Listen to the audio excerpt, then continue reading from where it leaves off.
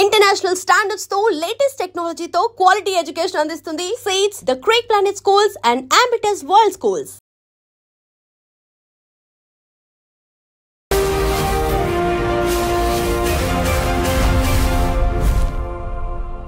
నమస్తే, welcome to I Dream social spotlight with Kavitha. H1B visa వచ్చింది, అమెరికాకు వెళ్ళిపోయాము అని చాలామంది సాఫ్ట్వేర్ ఎంప్లాయీస్ సంబరపడుతున్నప్పుడు అమెరికాలో ట్రంప్ వచ్చిన తర్వాత కొన్ని రకాల ఎగ్జిక్యూటివ్ ఆర్డర్స్ వస్తే మన వాళ్ళు భయపడడం స్టార్ట్ చేశారు. దీంతో పాటుగా ఇక్కడ ఉన్నటువంటి పేరెంట్స్కి, పార్ట్నర్స్కి, అక్కడే సెటిల్ అయినటువంటి ఫ్యామిలీస్లో కూడా కొన్ని రకాల భయాందోళనలు ఉన్నాయి. వాటికి సంబంధించి క్లారిఫికేషన్ కోసం ప్రస్తుతం మనతో పాటుగా ఉన్నారు ప్రముఖ అంతర్జాతీయ న్యాయవాది డాక్టర్ కావేటి శ్రీనివాస్ గారు. సార్ నమస్తే. నమస్కారం. సో H1B వీసా వచ్చింది, చాలా ఆనందంగా వెళ్ళిపోతాము, అక్కడే సెటిల్ అవుతున్నాము ఇవన్నీ అనుకుంటారు. బట్ సడన్గా ట్రంప్ వచ్చిన తర్వాత వచ్చినటువంటి ఎగ్జిక్యూటివ్ ఆర్డర్స్ ఒక్కసారి మా కలలు, మా ఆశలు అన్నీ పోయాయే, డిస్ట్రాయ్ అయిపోయాయి అనేటువంటి ఒక ఫీల్లో ఉన్నారు కదా. యాక్చువల్గా ఏం జరుగుతుంది, వాళ్ళని ఎలా అవేర్ చేయాలి, ఎడ్యుకేట్ చేయాలంటారు? ఫస్ట్ ఆఫ్ ఆల్ మనం అర్థం చేసుకోవాల్సింది ఏంటంటే H1B వర్కర్స్ వీళ్ళంతా నాన్ ఇమిగ్రెంట్ వర్కర్స్. వాళ్ళకు మొదటిసారి 3 years వస్తుంది H1B, మళ్ళీ సెకండ్ ఎక్స్టెన్షన్ ఒక 3 సంవత్సరాలు వస్తుంది. టోటల్గా 6 years అండి. ఇప్పుడు ఈ 6 years లోపల కంపెనీ వాళ్ళు, ఎంప్లాయర్స్ వాళ్ళ గ్రీన్ కార్డ్ స్పాన్సర్ చేయాలి. ఇక్కడ ఏంటంటే మనకు కోటా సిస్టమ్ అనేది ఉంది. ఎందుకంటే 70 to 80% మళ్ళీ టెక్నాలజీ వర్కర్స్ అంతా మళ్ళీ మనమే ఇండియన్సే. మళ్ళీ అక్కడికి వచ్చి ఎంఎస్ చేసిన వాళ్ళు, లేకపోతే ఇక్కడి నుంచి H1లో చేసుకొని వచ్చిన వాళ్ళు, మన ఎంప్లాయర్స్ కూడా సాఫ్ట్వేర్ కన్సల్టింగ్ కంపెనీస్ వాళ్ళు కూడా 82% మన వాళ్ళే రన్ చేస్తారు. సో ఏదన్నా ఎగ్జిక్యూటివ్ ఆర్డర్ వచ్చినా, ఏదైనా మార్పులు చేర్పులు ఇమిగ్రేషన్ లాలో వచ్చినా మన ఇండియన్స్కు, మన H1B వర్కర్స్కే ఎఫెక్ట్ అవుతాయి. ఫస్ట్ ఆఫ్ ఆల్ ట్రంప్ గారు వచ్చిన తర్వాత ఏమేమి మార్పులు తెచ్చారు? మోస్ట్ ఆఫ్ ద టైమ్స్ ఏంటంటే ఈ H1B రావాలంటే ఈ మధ్యకాలంలో లాటరీలో సిస్టంలో ఉంది. అది ఇంకా లాటరీలోనే ఇప్పుడు కూడా కొనసాగుతుంది. రెండోది ఏం చేశారంటే, ఆయన ట్రంప్ వచ్చిన తర్వాత ఆయన అంతకుముందు ఆయన అంటే ఎలక్షన్స్లో గెలవకముందు మనం కూడా ఆస్ట్రేలియా, ఇంగ్లాండు, న్యూజిలాండ్ వేరే కంట్రీస్ లాగా మెరిటోరియస్ సిస్టమ్ తెచ్చుకుందాం. మనం కూడా ఎవరిని పడితే వాళ్ళని తీసుకురావద్దు, మనం కూడా గ్రీన్ కార్డులు ఎవరైతే హైలీ ఎడ్యుకేటెడ్ పీపుల్ ఉంటారో మెరిట్ బేస్డ్ సిస్టము, లేకపోతే వాళ్ళు హై ఇన్కమ్ పీపుల్ అంటే టాప్ ప్రొఫెషనల్స్ని మనం అమెరికాకు తెద్దాము, మన అమెరికన్ ఇమిగ్రేషన్లో కొంత మార్పులు చేర్పులు చేసుకుందామని చెప్పి అన్నారు వారు. ఆ నినాదంతోనే వారు గెలిచారు. ఒకటి. రెండోది ఏంటంటే, వారు వచ్చిన తర్వాత ఏం చేశారంటే, అంటే ఎవరైతే హై శాలరీ పే చేసే వాళ్ళకే H1 చేయండి, ఎవరైతే హై ఎడ్యుకేటెడ్ ఉన్న వాళ్ళకి చేయండి అని తెచ్చారు.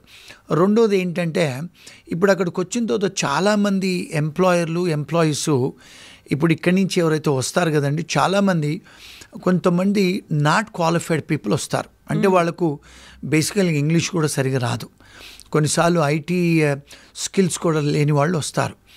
అక్కడికి వచ్చి డబ్బులు ఇచ్చి ఏదో H1 చేయించుకుంటారు. చాలామంది వచ్చి కంపెనీస్ పెట్టేసి వాళ్ళు కొన్ని అవకతవకలు చేస్తూ ఉంటారు. షెల్ కంపెనీలు చేస్తారు, అక్కడ జాబ్ ఉండదు, జాబ్ ఉన్నట్టు క్రియేట్ చేస్తారు. ఇలాంటివి చాలా జరుగుతున్నాయండి. అంటే నేను ఒకవేళ ఇది చెప్తే చాలామంది ఐటీ కంపెనీ ఓనర్లకు వాళ్ళకు సంతోషంగా ఉండరు. సో ఏం చేస్తున్నారంటే, ఆయన ఏం చేశానంటే, ఆడిట్ చేయండి అంటే I9 ఎన్ఫోర్స్మెంట్ చేయండి.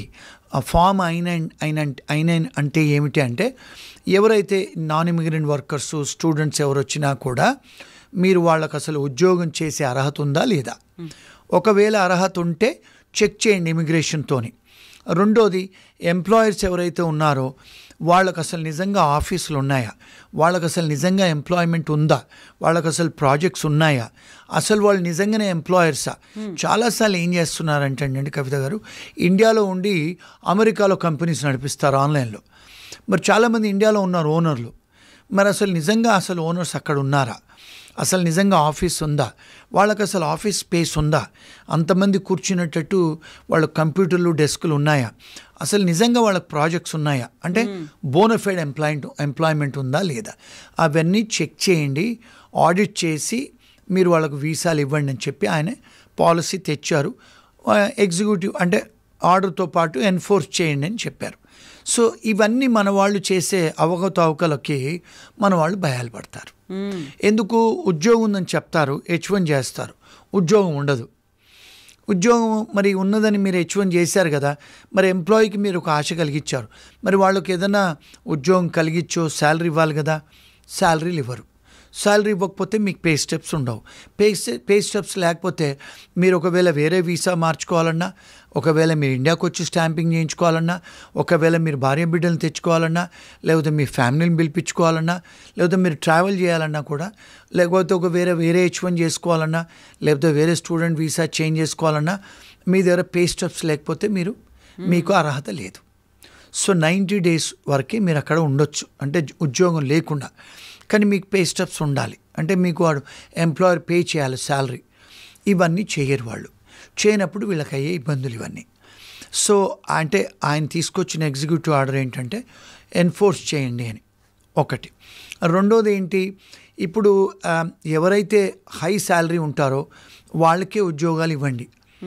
ఎవరైతే హై ప్రొఫెషనల్స్ ఉంటారో, అంటే వాళ్ళకి ఎవరైతే మంచి ఎక్స్పీరియన్స్ ఉంది వాళ్ళకే ఇవ్వండి వీసాలు, వాళ్ళని తీసుకొచ్చి పెట్టండి అని. ఇక్కడ ఏం ప్రాబ్లం అవుతుందంటే, చాలామంది స్టూడెంట్స్ వస్తారు కదండి ఇక్కడ MS చేయడానికి వస్తారు, లక్షలలో వేల మంది వస్తారు. వీళ్ళ వయసు ఏంటి? 23, 24.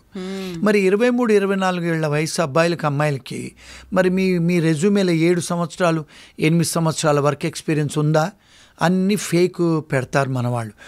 మన ఎంప్లాయీస్ అలాగే ఉన్నారు, ఎంప్లాయర్స్ అలాగే ఉన్నారు. పెట్టేసి ఉద్యోగాల ప్రయత్నాలు చేస్తారు. అక్కడికి వెళ్ళినప్పుడు మీరు ఎక్కడికైతే ఉద్యోగం చేయడానికి వెళ్తారో క్లయింట్ దగ్గర మీరు పర్ఫామ్ చేయలేరు. మీ ఏజ్ 21, 22, 23. మరి 7-8 సంవత్సరాలు పెట్టి వేరే వాడితో ఇంటర్వ్యూ చేపించి అక్కడికి వెళ్తారు. వాళ్ళు ఏదైనా మాట్లాడితే మీకేం రాదు.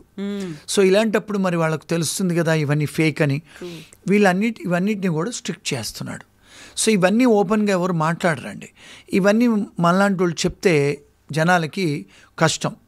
అంటే కొంతమంది నన్ను కూడా క్రిటిసైజ్ చేస్తారు, ఆయన చాలా ఓపెన్గా చెప్తాడని. సో ట్రూత్ ఇస్ ట్రూత్ కదండి.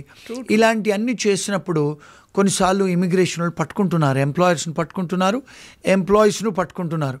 పట్టుకున్నప్పుడు వీళ్ళందరినీ అరెస్ట్ చేసి డిపోర్ట్ చేస్తున్నారు.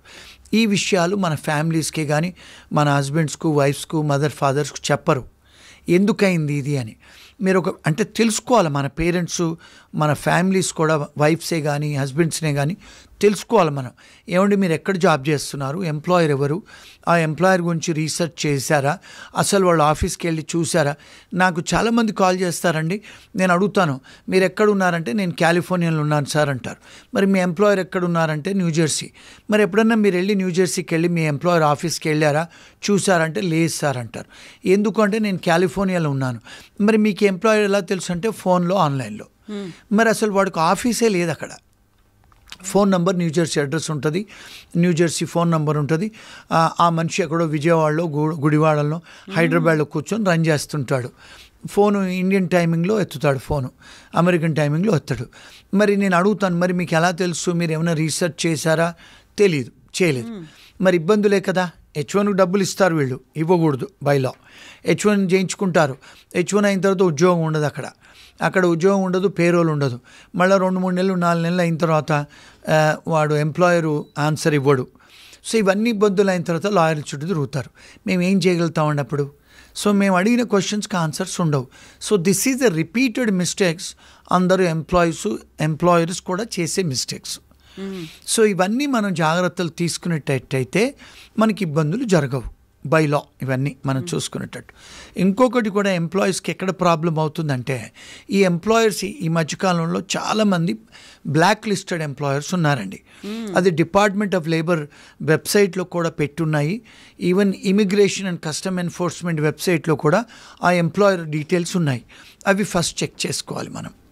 రెండోది, మనకు డిపార్ట్మెంట్ ఆఫ్ స్టేట్ అని ఎక్కడైతే ఇండియాలో మనకు కంపెనీస్ రిజిస్ట్రేషన్ ROC అని ఉంటుంది, రిజిస్ట్రేషన్ ఆఫ్ కంపెనీస్ అని.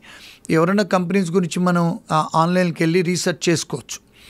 అదేవిధంగా కూడా మీరు అమెరికాలో కూడా రీసెర్చ్ చేసుకొని అసలు ఈ కంపెనీస్ ఎప్పుడు రిజిస్టర్ అయ్యాయి, అసలు వీళ్ళకు ట్యాక్స్ రిటర్న్స్ ఉన్నాయా, అసలు ఓనర్ ఎవరు, ఓనర్ గ్రీన్ కార్డ్ హోల్డరా, సిటిజనా, లేకపోతే ఇండియాలో కూర్చొని రన్ చేస్తున్నాడా, లేకపోతే ఒక స్టూడెంట్ కంపెనీ పెట్టి నడిపిస్తున్నాడా, ఒక H1B మ్యాన్ కంపెనీ పెట్టి నడిపిస్తున్నాడా, ఇవన్నీ రీసెర్చ్ చేసుకోవాలండి. ఎంటైర్ డీటెయిల్స్ ఉంటాయి, ఆన్లైన్లో ఉంటాయి, అన్నీ రీసెర్చ్ చేసుకోవాలి. మీరు చేసుకుంటే మీరు ఇవన్నీ జాగ్రత్తలు తీసుకోవాలి. H1B వర్కర్స్ ఈ మధ్యకాలంలో ఏమవుతుందంటే ఒక 4-5 సంవత్సరాల నుంచి ఈ ఎంప్లాయర్స్ 2-3 H1 ఫైల్ చేస్తున్నారు ఒక మనిషికి, 2-3 కంపెనీస్ పెట్టి. ఇమిగ్రేషన్ వాళ్ళు ఎన్ఫోర్స్మెంట్ చేసి ఆ ఎంప్లాయర్స్ను బ్లాక్ లిస్ట్ చేస్తున్నారు, ఎంప్లాయర్స్ మీద కేసులు పెడుతున్నారు, క్రిమినల్ కేసులు. ఆ ఎంప్లాయీస్ మీద కూడా వీసా రద్దులు చేసి వాళ్ళకి డిపోర్ట్ చేస్తున్నారు, వాళ్ళ మీద కేసులు పెడుతున్నారు. మరి ఎవరు తప్పండి? మనది కూడా తప్పు ఉంది కదా. So we have to do all these research. అవన్నీ వీసా రద్దులు అయిన తర్వాత కంపెనీ క్లోజ్ అయిపోతుంది. వాళ్ళు ఏమంటారు, మేము కంపెనీ క్లోజ్ చేస్తున్నాము, మేము మీకు ఏ డాక్యుమెంట్స్ ఇవ్వలేము, పేరోల్ ఇవ్వలేము, మేము ఎలాంటి H1B సంబంధించిన డాక్యుమెంట్స్ ఇవ్వలేనని చెప్తారు. అలాంటి జరిగినప్పుడు మరి మేము ఏం చేయగలుగుతాం వాళ్ళకి? సో ఇవన్నీ కూడా కాషన్ తీసుకొని వాళ్ళు చెక్ చేసుకొని ఎంప్లాయర్ దగ్గర డాక్యుమెంట్స్ చేసుకొని వాళ్ళ ప్రొటెక్ట్ చేసుకోవాలి వాళ్ళ రైట్స్. ఇవన్నీ కూడా ఆయన ఎన్ఫోర్స్ చేయమని చెప్పి ఎగ్జిక్యూటివ్ ఆర్డర్లు తెస్తున్నారు. మరి ఆయన దగ్గర అడ్వైజర్స్ ఇస్తున్నారు, మన ఇండియన్సే ఆయన దగ్గర అడ్వైజర్స్ ఇస్తున్నారు, ఆయన అలాంటి పాలసీస్తో వస్తున్నారు. సో ఇవన్నీ అండి H1B వాళ్ళకుండే ఇబ్బందులు, వాళ్ళు తీసుకోవాల్సిన రెమెడీస్. నాట్ ఓన్లీ ఇండియన్స్, ఎవరికైనా ఇదే రూల్స్ అనేవి ఆయన ఇంప్లిమెంట్ చేస్తున్నారు కాబట్టి మనం ఏదో తప్పు చేస్తున్నాం, మనల్నే పంపిస్తున్నారు అని కాదు. కాకుంటే అక్కడ ఏమవుతోంది అనేది ఫస్ట్ అర్థం చేసుకొని ప్రాపర్ వేలో వెళ్తున్నామా లేదా అది మాత్రం తెలుసుకుంటే చాలు. ఎస్, అబ్సల్యూట్లీ ఎస్ అండి. ఇంకొకటి ఏంటంటే మన వాళ్ళు చాలాసార్లు కూడా బికాజ్ ఈ టెక్నాలజీ వర్కర్స్ అండి, మన వాళ్ళు మాకు కూడా లాయర్స్ మేము డిస్కస్ చేసుకుంటాం. ఎవరైతే క్లయింట్ టెక్నాలజీ వర్కర్ వచ్చినంటే మాకు కొంచెం ఇబ్బందే వాళ్ళకి అడ్వైజ్ ఇవ్వటం. ఎందుకంటే వీళ్ళు ఏం చేస్తారు, చాట్ జీపీటీలో గూగుల్లో సెర్చ్ చేస్తారు. ఆ సెర్చ్ చేసిన ఇన్ఫర్మేషన్ తీసుకొని వాళ్ళు అడ్వైజులు ఇచ్చుకుంటారు. నాకు మొన్న ఒక క్లయింట్ కాల్ చేసింది, నాకు ఆమె చాట్ జీపీలో ఏదైతే అడ్వైజ్ వచ్చిందో అది నాకు చెప్తుంది ఆమె. నేనన్నా, అమ్మ నేను ఆర్టిఫిషియల్ ఇంటెలిజెన్స్లో PhD చేశాను, నువ్వు చాట్ జీపీలో చదివి నాకు చెప్తున్నావు కదా అంటే, సార్ మీకు ఎలా తెలుసు సార్, నేను చాట్ జీపీటీలో చూసి మిమ్మల్ని అడుగుతున్నాను, నాకు అందులో వచ్చినాయి మీకు చెప్తున్నాను అంటుంది. అమ్మ చాట్ జీపీటీలు లేకపోతే గూగుల్ ఇవన్నీ ఇన్ఫర్మేషన్ ఎవరో మీలాంటి డేటా వాళ్ళు ఇన్పుట్ చేస్తేనే వస్తుందమ్మా, అది లా కాదు, ఇన్ఫర్మేషన్ కాదు. Seek advice from competent immigration లాయర్లు. ఎందుకంటే ఇమిగ్రేషన్ లాయర్లు ఎవరైనా కూడా అండి, కవిత గారు అమెరికాలో, ఇంగ్లాండ్లో, ఆస్ట్రేలియాలో, న్యూజిలాండ్లో, కెనడాలో లాయర్లు అవ్వాలంటే 8 కోట్లు ఖర్చు పెట్టాలండి. లాయర్ అవ్వాలంటే 8 కోట్లు.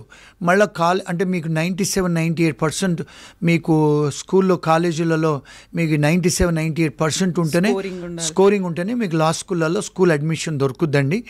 మళ్ళీ ఇక్కడి నుంచి వచ్చిన IT స్టూడెంట్స్ లాగా కాలేజీలు పోకుండా ఆన్లైన్లో చదువుకొని దొంగ రెజ్యూమేలు పెట్టి దొంగ అసైన్మెంట్ చేసి ఏదో 10,000, 5,000 ఫీజులు కట్టి పాస్ అయ్యే టైప్ ఉండదండి లాలో. అమెరికాలో, ఇంగ్లాండ్లో, ఆస్ట్రేలియాలో, కెనడాలో క్లాసుకు వెళ్ళాలి, 8 లక్షలు to 12 కోట్లు ఖర్చులు పెట్టి చదువుకోవాలి, అందుకనే లాయర్లు అవుతారు. మరి వీళ్ళు లోన్లు తీసుకొని చదువుకుంటే లాయర్లు మరి వీళ్ళు ఎక్కడి నుంచి సంపాదిస్తారండి? అందుకని క్లయింట్స్ మీద సంపాదిస్తారు. ఒక్కొక్కడికి 10-20 సంవత్సరాలు వాళ్ళకు లోన్స్ ఉంటాయి. అందుకని వాళ్ళు క్లయింట్స్ దగ్గర $350 to $400, $500 తీసుకొని వాళ్ళు ఫీజులు కట్టి మరి వాళ్ళకు జీతాలు ఇవ్వాలి, ఆఫీసులు నడపాలి కదా. వీళ్ళు ఏమంటారు, ఎందుకు సార్ మీరు అంత ఎక్స్పెన్సివ్ అని. మరి నేను కూడా 4 దేశాలలో చదువుకొని కోట్లు ఖర్చు పెట్టుకొని ఈరోజు లా ప్రాక్టీస్ చేస్తున్నాం. మరి ఫ్రీగా చెప్పలేం కదండి. ఎవరికైతే ఎక్స్పీరియన్స్ ఉందో, ఎవరికైతే ట్రాక్ రికార్డ్ ఉందో వాళ్ళని అథెంటిక్ అని నమ్మి వెళ్తే వాళ్ళకి కావాల్సినటువంటి సజెషన్స్ తీసుకుంటే సరిపోతుంది. కరెక్ట్ అండి.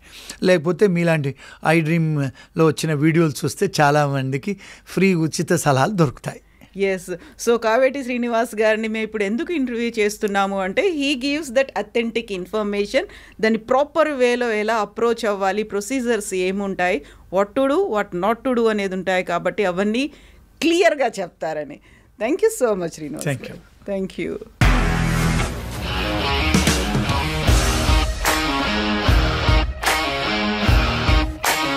ఇండస్ట్రీలో కమిట్మెంట్ ఇష్యూస్ వస్తే నీకు కూడా వచ్చినట్టు మార్నింగ్ తీసుకెళ్ళాలంటే కొద్ది పడేశారు.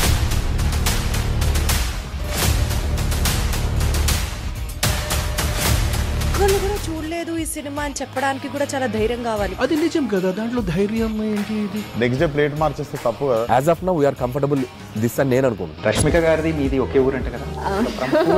నీకు కోపం వచ్చిందంటే బాగా తిట్టేత్తరా? తిట్టేద్దామండి. నిజంగా గేమ్ ని ఎలా చేంజ్ చేయగలిగారు? ఏపీఎస్ఎఫ్సి వాళ్ళకి 6 నెలల్లో నేను 6 లక్షలు కట్టా. బిజినెస్ చేయాలనుకుంటే it is as difficult as riding a tiger.